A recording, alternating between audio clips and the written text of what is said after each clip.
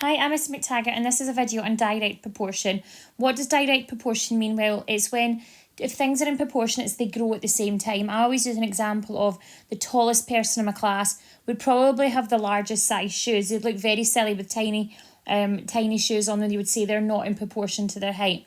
And as one thing gets bigger, so does the other. So if two things are in direct proportion, it means they increase in the same way directly. So if you multiply, like I've got an example here. So if two things are in proportion, that means that as one item increases, so does the other.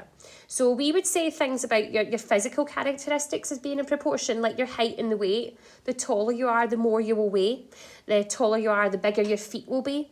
Because imagine a really tall person with tiny feet that fall over. Or to put it into numerical terms, we'll talk about some chocolate.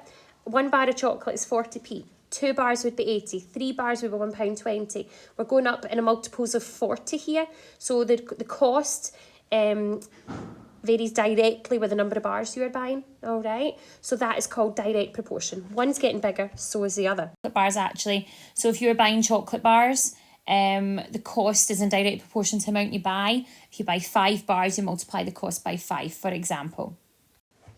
So one thing we have to do in examples today is I have to remind you that we always have to find what's called the unitary value first. So this one's about concert tickets. So our first step is to find the cost of one concert ticket before we can get 5. Now the way I set it out is I set it out with some little arrows. So we know that, and I always put the unknown on the left-hand side.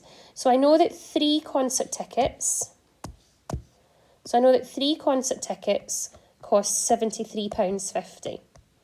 I want to first of all get the cost of 1 concert ticket and then 5 concert tickets. Now to get the cost of 1 concert ticket, on the left hand side I'm dividing by 3. So I do the exact same to the right hand side. Alright, so it's a bit like ratio almost. So we're going to do a sum. I'm going to go to the side to do this, and I'm going to do 3 into £73.50. Try and urge you to always do this without a calculator. So 3 into 7 goes twice, carry the 1.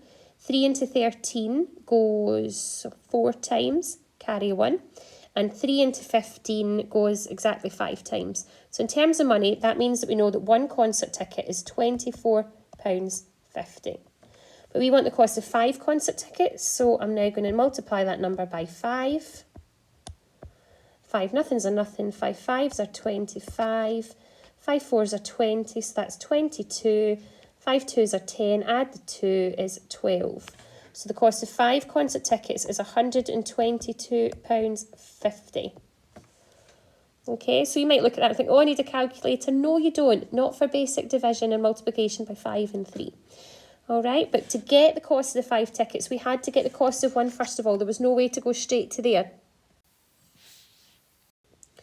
Example 2, wee bit of speed distance time here. I can travel 300 miles in 5 hours. What can I travel in 7 hours? So what would really help here is if I knew my speed. Now, you might not have been taught speed distance time, but we can do this using proportion. So the unknown thing I want to know is the hours. So I want to know what 7 hours can do. So I'm going to put my hours on the left-hand side. So I know 5 hours I can do 300 miles. So I need to work out what I can do in 1 hour, which is essentially my speed. And then I need to work out what I can do in 7 hours. Now, to go from 5 to 1, I'm dividing by 5. So I do the same on the other side. I do 300 divided by 5. Now, that's very like 30 divided by 5, which is 6. And add a 0 is 60. So in 1 hour, I can do 60 miles. I want to know what I can do in 7 hours. So from 1 to 7, you're timesing by 7. So you're doing 60 times 7 is 6 sevens are 42. Add your 0, 420. So I can do 420 miles in 7 hours. Okay, and I'm underlining my final answer so you know that's my answer. So again, we had to find what we could do in 1 hour before we could get 7 hours. Example 3, it takes a teacher 32 minutes to mark 8 jotters. How long will it take her to mark a class of 33 jotters? So this is something I quite often sit and do when I'm marking jotters at home. I'll sit and look at the clock and try and estimate how much longer it's going to take me to mark them all. So I know what I can do 8 jotters in. So I'm going to put my jotters on the left-hand side. So 8 jotters take 32 minutes. I need to find how long I can do 1 jotter and then how long it would take me to do all 33. So from 8 to 1, I'm dividing by 8. So you're doing 32 divided by 8, which is 4. So it takes me roughly 4 minutes per jota. And then I'm timesing that by 33 because I'm going from 1 to 33. Oops, it's not fitting in. So I'm timesing by 33. You don't need to necessarily always write this at the side, it's just to show you my working. Now 4 times 33 you should hopefully be able to do mentally. If not, you can always go do a wee sum. 4 3s are 12. 4 3s are 12, carry the 1 is 13. So it's going to take me 132 minutes. Now you wouldn't turn around and say it takes 132 minutes. You would turn it into hours and minutes. So 2 hours is 120, so that's 2 hours 12 minutes. So if I was sitting there doing my marking, I'd be sitting going, oh my goodness, I'm going to be here all night. But this is what maths teachers do at home. Right, question 4. Bob changes £25 into euros. He is given 28.25 euros for his £25. How much would you get for £80? Now, normally with foreign exchange money, you're told the exchange rate. So technically that's what it's getting you to work out here, but we're doing it using proportion. So we know that £25 is worth 28.25 euros, right?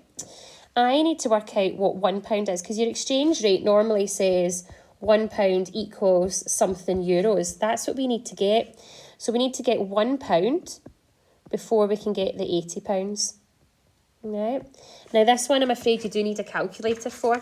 So you're going to do, on this side you're dividing by 25. So you're doing divide by 25 there. So you're going to do 28.25 divided by 25. And it gives you £1.13. Now that sounds about right. Last time I looked at the exchange rate, it was about that. So £1 is worth £1.13. To turn that into £80, we times on this side by 80. So we times by 80 here. So you do 1.13 times 80 on your calculator, and it gives you 90.4. But we add a 0 because money has 2 decimal places, and it gives you 90.40 euros. All right.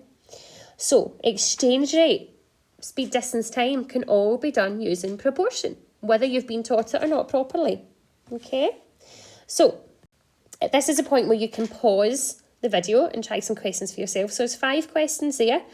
Please read them carefully. Make sure the unknown thing you want to go is on the left-hand side.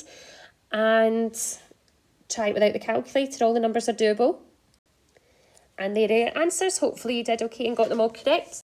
I hope this video has helped. Thanks for watching.